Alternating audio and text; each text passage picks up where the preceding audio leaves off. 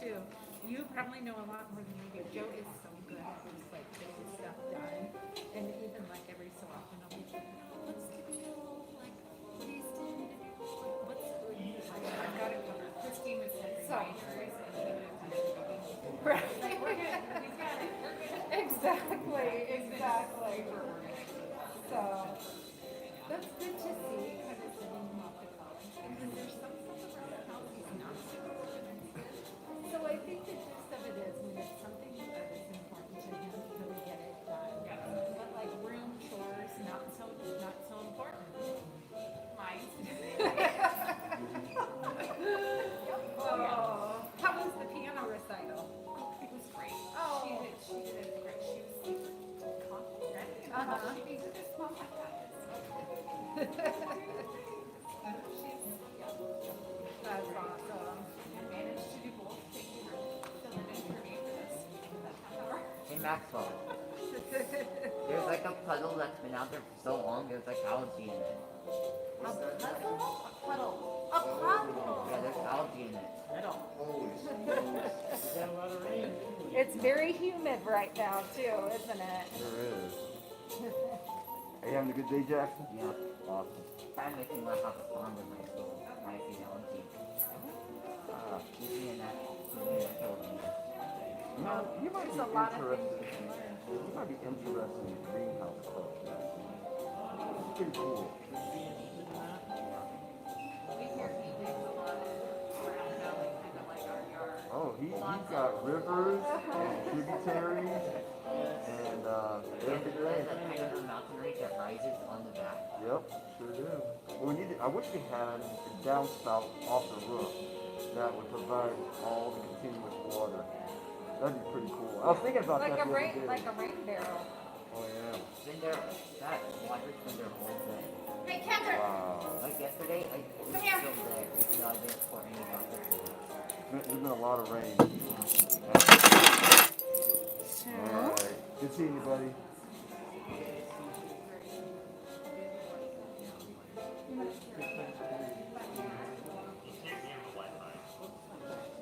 I can't.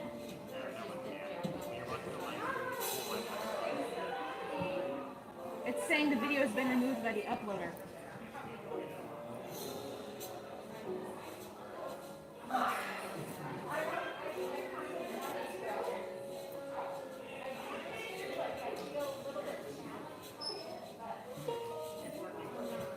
It's working for you?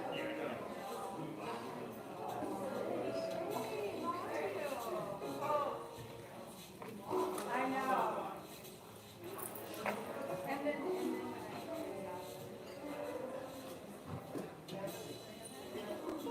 you know, it works.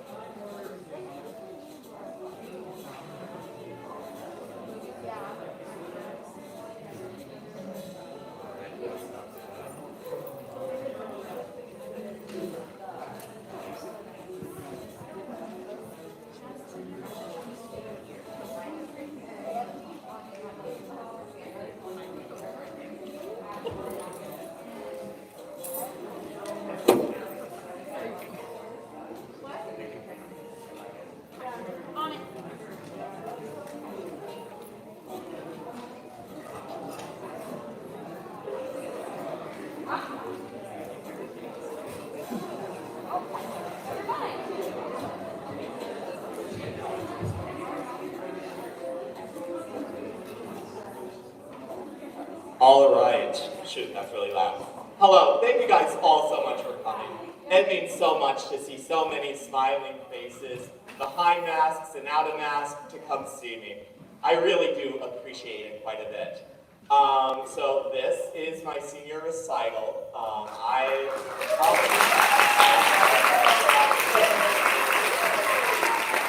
Yes, yes. So at Valley High School offers this awesome program where you can graduate with what's called a Scholars Diploma.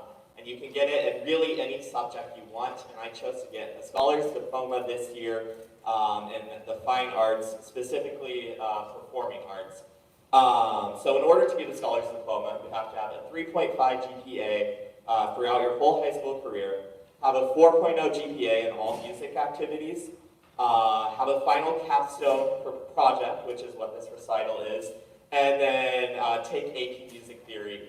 And I did all those, and I'm doing the recital right now, so come Wednesday, or come next Sunday, I'll be able to get a Scholars Diploma. So this senior recital is a bit different than other senior recitals.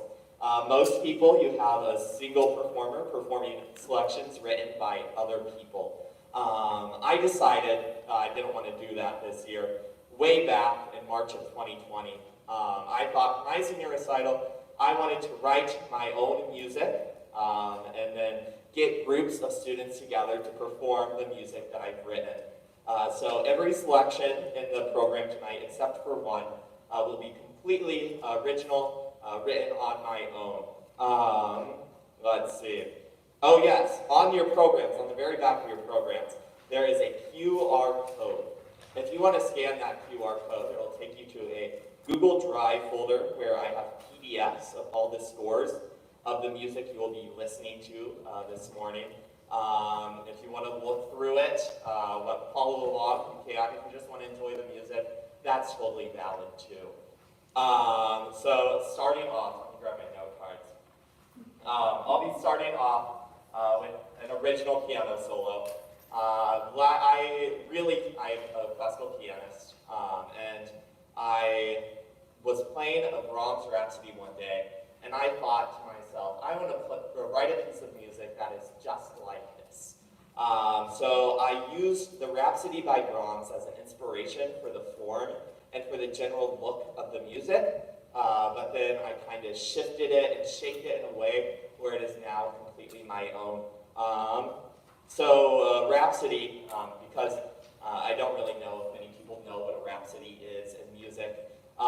It's a piece of music that's described as emotional and extended. So I like to think of the Bohemian Rhapsody when I think of rhapsodies. It's a piece of music that has 5 or 6 different parts. Each of them, profusely emotional in all of their different ways. So when you're listening to this, I'd like to challenge you to try to find, each different section that I've written. One fun music theory thing that I used in this piece was the idea of 2 against 3, or doublets against triplets. I feel like most of the people in here won't know what that is, so I'll go ahead and explain. In each beat of music, you can divide it into 2 ways, really. You can divide it in a way that's simple and a way that's compound. A simple beat just means that you have 2 notes per beat, where it would be 1 and 2 and T and 4 and. In a compound way, you have 3 notes per beat, where it goes 1 triple, or triple, triple, triple, triple. So a fun thing I added to this piece of music that you're about to hear is my right hand is playing triplets, my left hand is playing doublets. So try and find that in the music if you can. So I guess I'll just get started. This was Rhapsody number 1.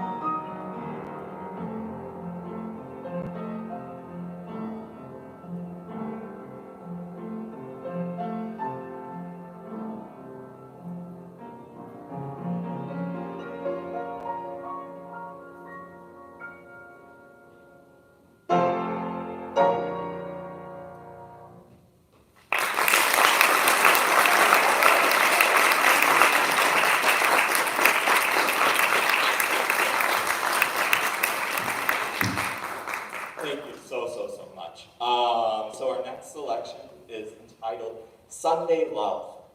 This is a song that I kind of modeled after my favorite genre of music, which is indie pop. Yes. So if I'll have Marissa Crivero come up to the stage right now, she'll be singing for me, and I'll be playing the piano behind her. Something really interesting is we have the lyricist to this song in the house right now. So if any of you have read my poetry, you know that I cannot write poetry. Yes, I've tried to write lyrics to songs, but it ends up sounding like something a second grader would write. So I got one of my greatest friends, Miss Abby Bishop, to write me the lyrics for this piece, and then I wrote the music under it. I know Abby is in here somewhere. Can she just stand up for me?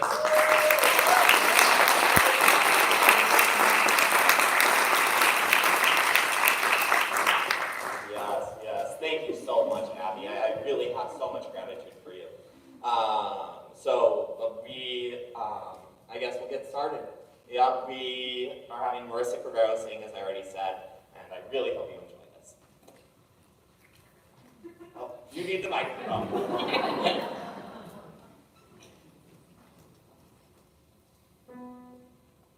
We met on Sunday afternoons in sunlit parks.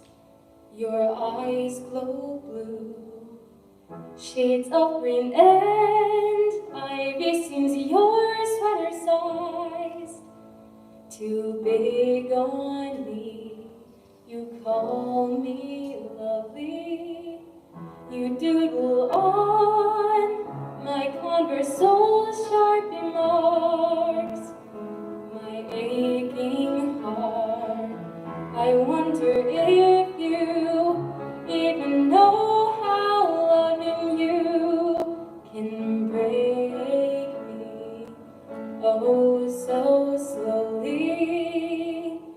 'Cause Sunday fades to Monday grays and you're content to walk away, avoiding contact in the halls, can't share a glance for me at all.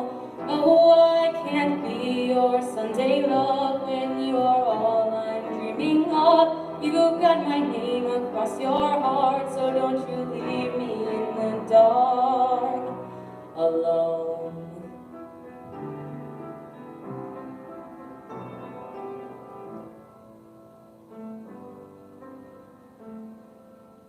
She's gaping on your arm again when Sunday comes. She's just a friend, but so am I. For now it seems our secret love is killing me, and I can't breathe. 'Cause Sunday fades to Monday grays and you're content to walk away, avoiding contact in the halls, can't spare a glance for me at all. Oh, I can't be your Sunday love when you're all I'm dreaming of. You've got my name across your heart, so don't you leave me in the dark. Thursdays I watch rom-coms alone.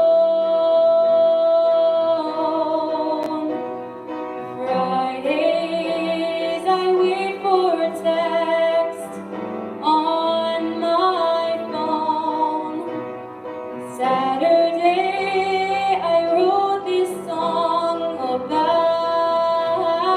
you. Sundays come, but I can't see this through. Oh, I can't be your Sunday love, the one you've always been dreaming of. You've got my name across your heart, so don't you leave me in the dark.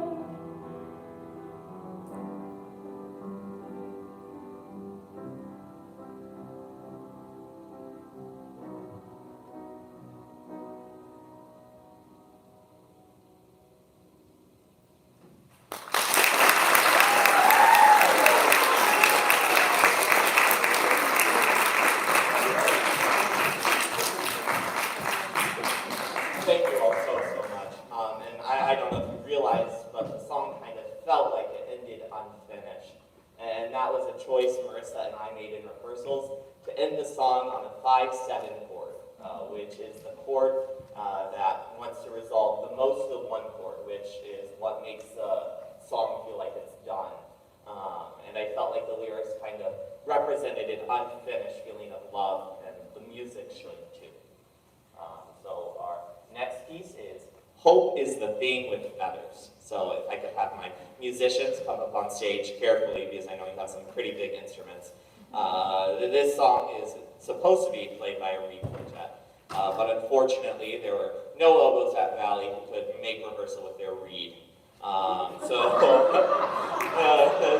today it will be a reed trio plus piano, having me play the oboe part. So this is based off the poem with the same title by Emily Dickinson. And if you want to open the score and the performance notes, I think I put a transcription of the title. Unfortunately, I don't have that poem memorized, so I can't read it off for you. But I trust you to be able to read that yourselves. So this is the first song in the program that I wrote. I wrote this before all the other songs. I wrote it in March of 2020, right after school went online. And I wrote it as kind of a response to the COVID-19 pandemic.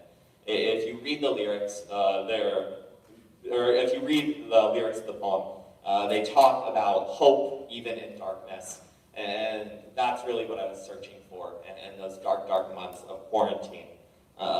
Writing this piece and through the whole revision process with Miss Nail really helped me deal with the uncertainty and really kept my mental health up during that period of time.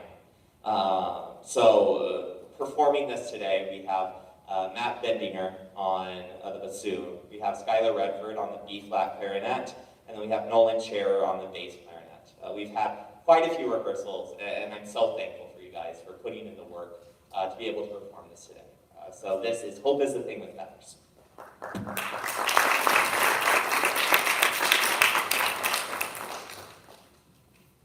Oh shoot, I have to get my music, just a second.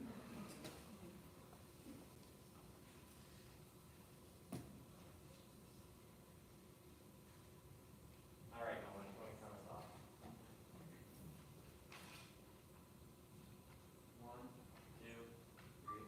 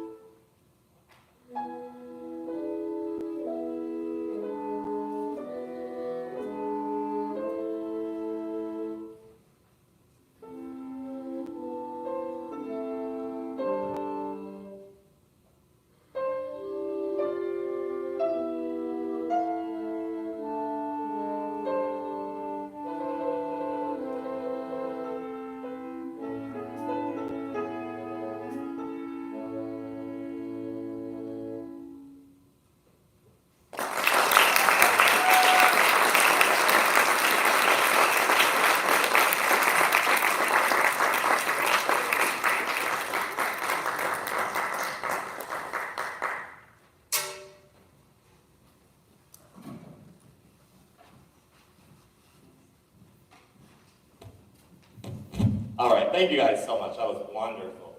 All right, and if I could have my next group start to come up to the stage, our next piece is an orchestral quartet. So the last group was a wind quartet, which are band instruments, and now we have 2 violins, a viola, and a cello. So this is one of my favorite pieces in the program.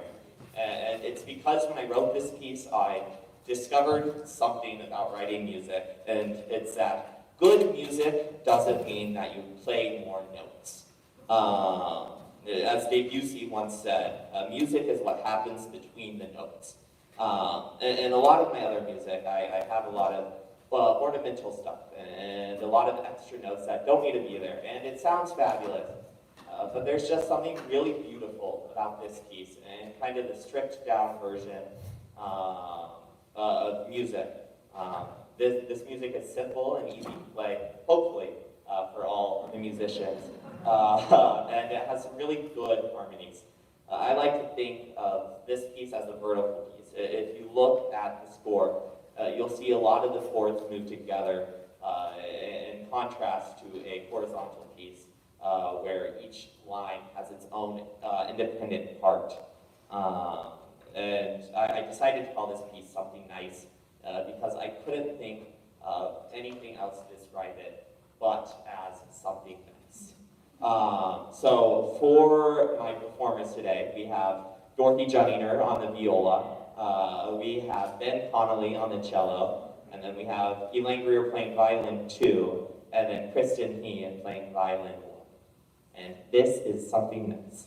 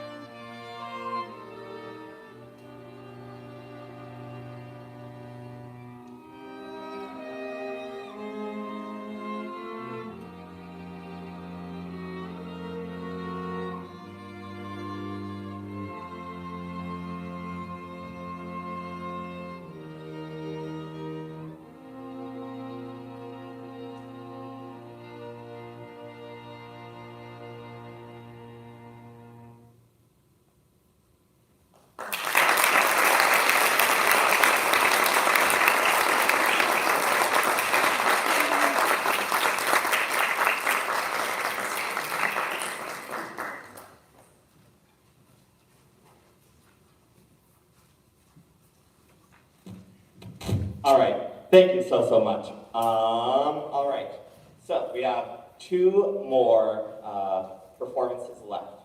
And this will be the last live one because our last one is a recording from last winter's concert.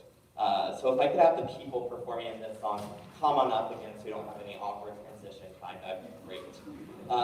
So this is called The Girl from Ipanema. You might have heard of it. This is a bit of an experiment.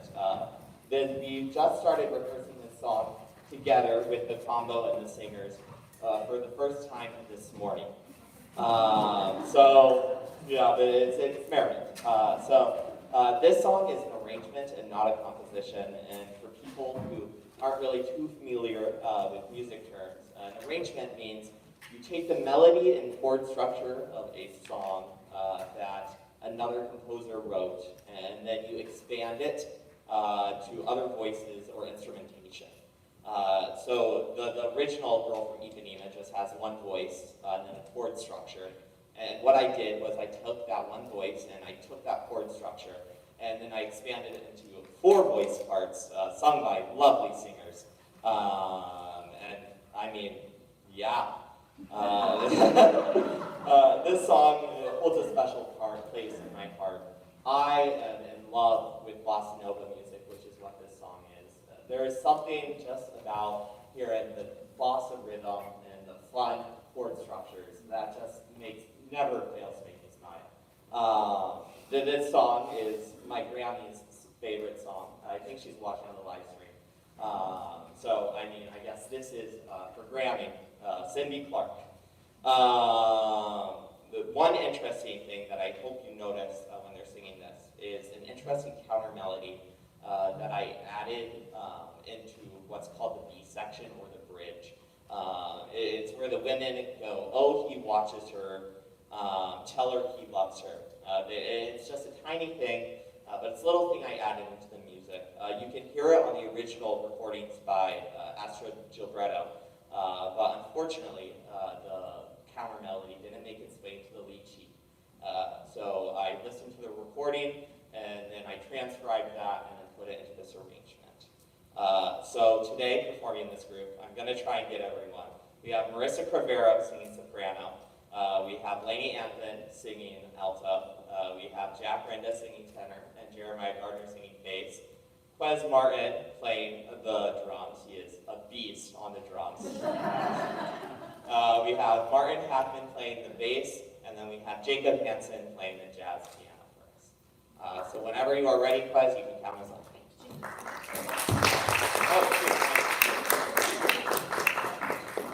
Just gonna check really quick.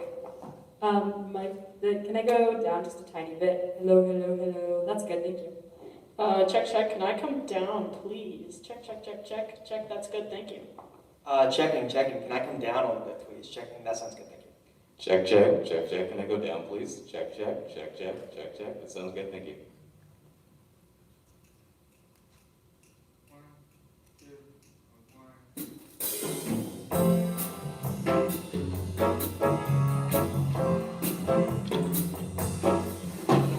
Tall and tan and young and lovely, the girl from Ipanema was walking away. She passes each one she passes, goes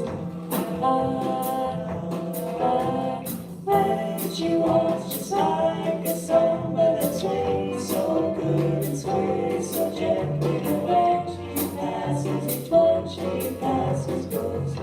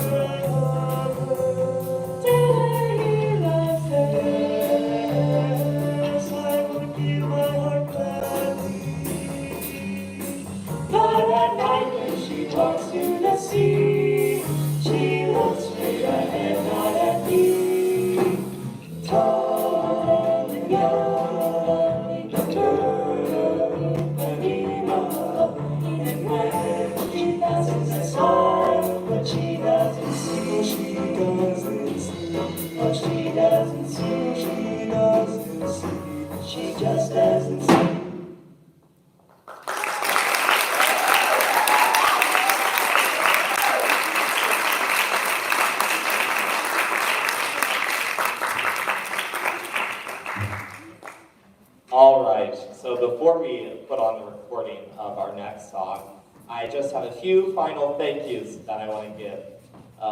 So first and foremost, can we get another round of applause for our student musicians? This was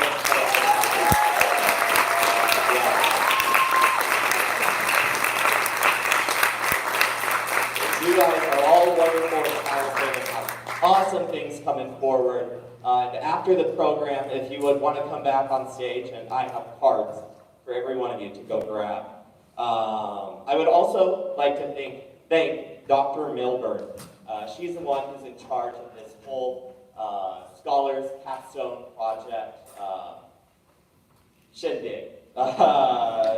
She helped me stay on track for my program throughout the year, and I would not be here without her pushing me to get stuff done and get stuff turned in. I would also like to thank all teachers I have had at Valley, especially Miss Haley Elizabeth Gibbons and Miss Heather Elizabeth Nail.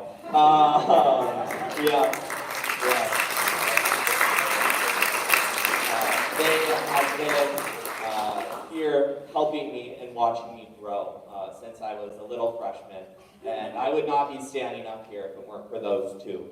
I would also like to thank the Valley administration, everyone but Mr. Maxwell. I really love all of them. Mr. Maxwell, I don't know. But I would like to thank my dad, or my family, and especially my dad.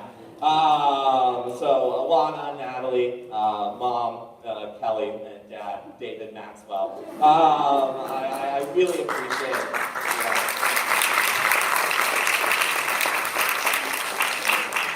I really appreciate all that you have done for me and just giving me a great environment to be able to practice my music and write my songs.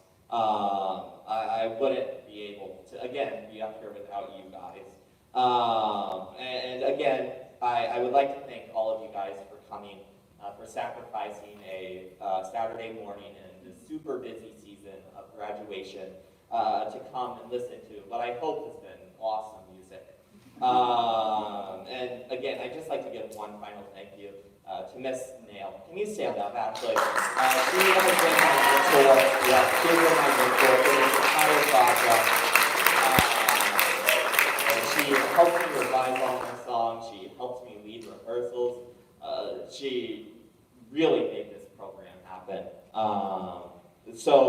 After this song plays, we will be having a reception after with water and assorted cookies. You can stay for as long or as little as you want. I will be here until the last person leaves.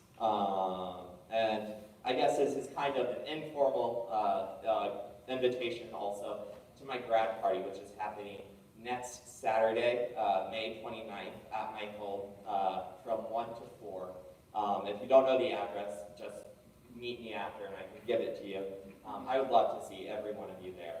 All right, so our next piece, or our last piece of this morning, let me try and kind of note card, is called After a Reading of Dark Water. I'll play a video. A cappella choir performed this at our winter concert last January, and I gave a little speech explaining context before that performance. So we'll play that video with the speech for you here, and then after that, I'll add some final words, and then we will play the music.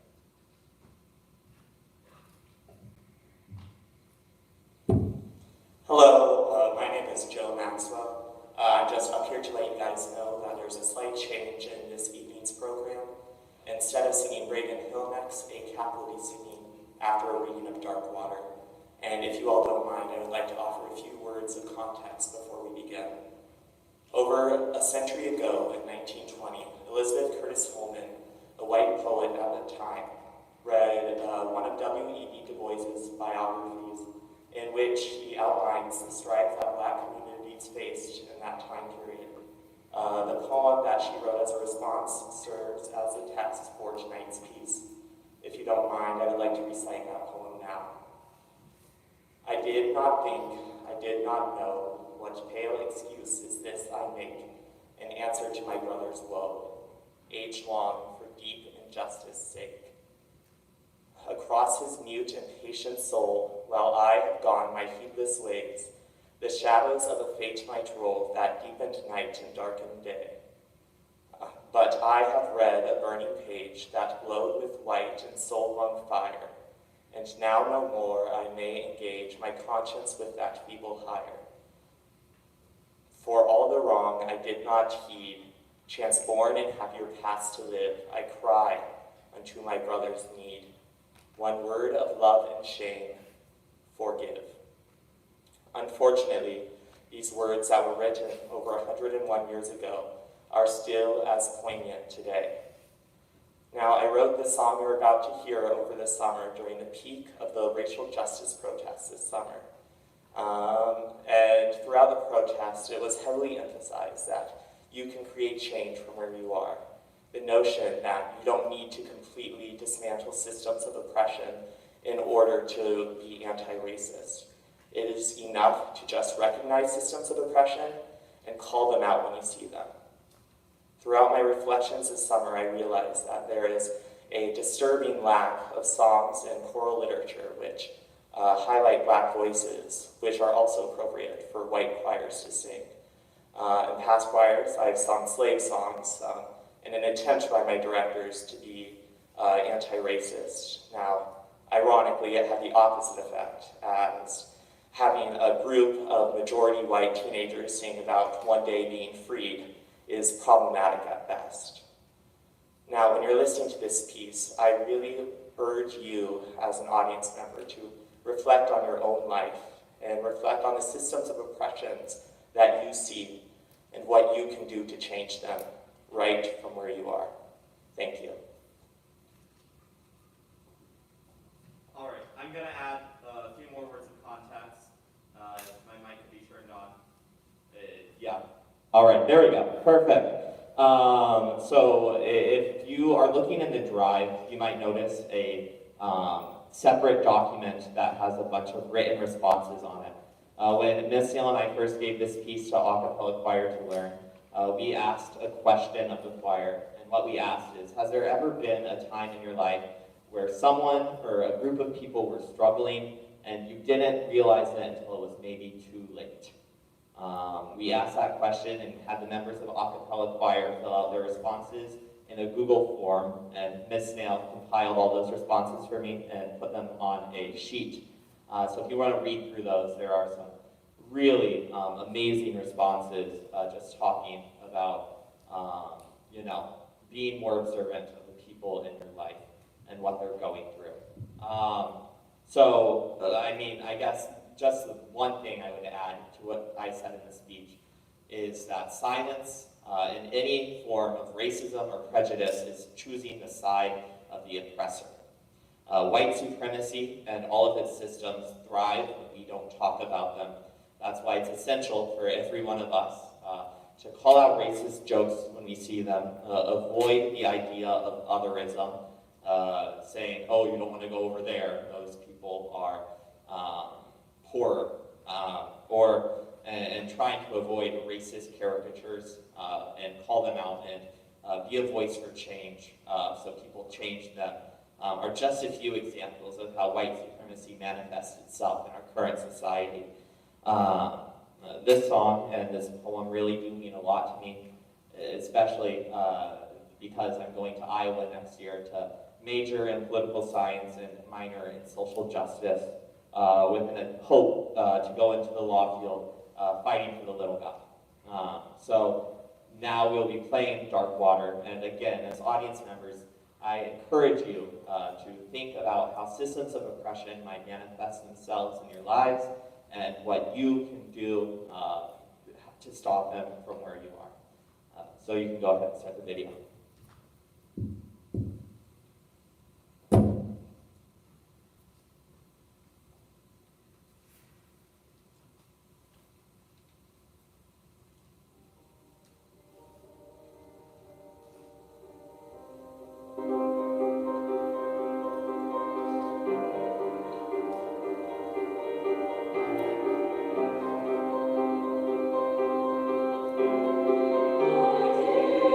Oh,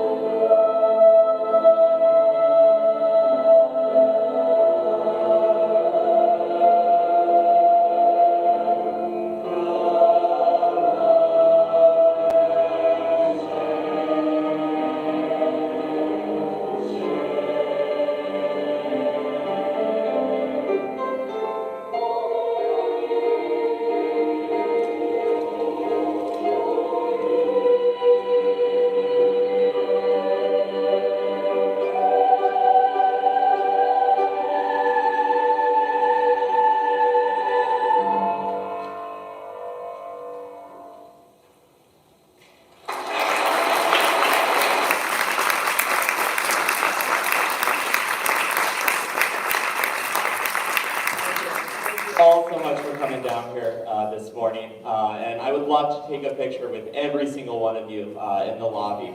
Thank you so much for coming.